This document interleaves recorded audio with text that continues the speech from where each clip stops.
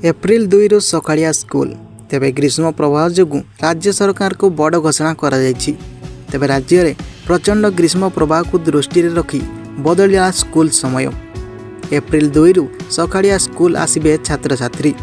तेबे सकाळ 7 रु 11:30 जाए पाठ पढ़ा हबो। प्रथम रु द्वादश श्रेणी जाए यही नियम लागू करछंती राज्य सरकार। एने स्कूल और गणशिक्षा विभाग पक्षरु मार्गदर्शिका जारी करा जायछि। तेबे सरकार और घरोई शिक्षानुष्ठान एने निर्देश दिया जायछि। तेबे गरम को दृष्टि रखी स्कूल रे शुद्ध पानीय जल और ता सहित ओआरएस पैकेट रखा निर्देश दिया जायछि। पाणीपागर स्थिति उपरे नजर रखिबा सह आवश्यक पड़िले स्कूल रो समय परिवर्तन करा जिवो जिल्लापाल।